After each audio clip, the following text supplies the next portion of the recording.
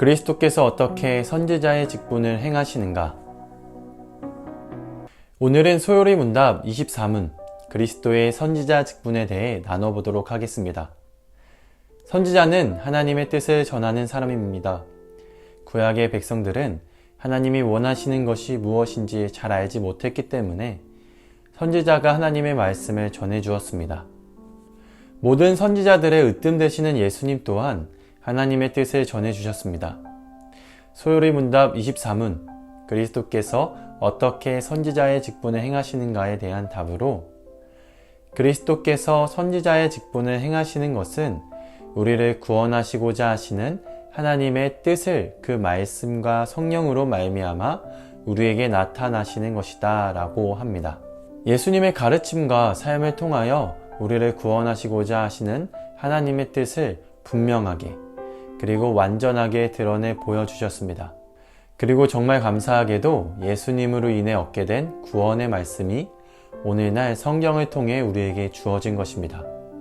그렇기 때문에 우리가 성경을 정말 소중히 여기는 것이죠. 그렇다면 구원에 관한 하나님의 뜻이 성경 안에 있으니 성경만 열심히 읽고 연구하면 엄청난 경지에 이르러 결국 구원을 얻게 되는 것일까요? 그렇지 않습니다. 성경을 많이 안다고 해서 진리를 깨닫게 되는 것이 아닙니다. 예수님께서 선지자의 직분을 행하실 때 말씀으로만 우리에게 나타나시지 않았습니다. 소요리 문답 24문의 답을 다시 한번 읽어보겠습니다. 그리스도께서 선지자의 직분을 행하시는 것은 우리를 구원하시고자 하시는 하나님의 뜻을 그 말씀과 성령으로 말미암아 우리에게 나타나시는 것이다. 말씀과 성령으로 우리에게 보여주셨다고 합니다.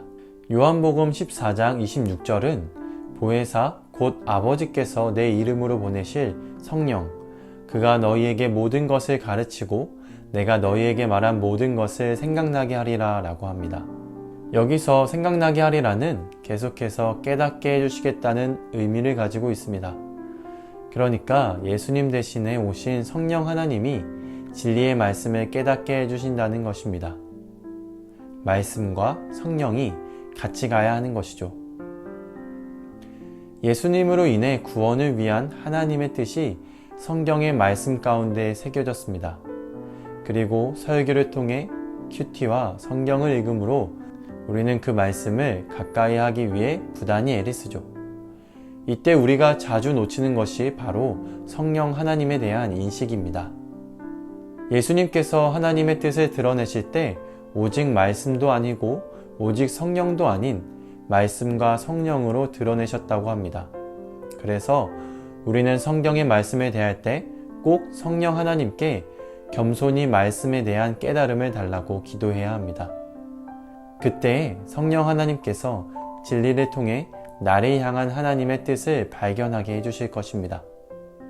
이번 주 설교 들을 때, 큐티할 때, 그리고 성경 읽을 때 짧은 시간이라도 괜찮으니 성령 하나님께 겸손하게 간구하는 시간을 만들길 축복합니다.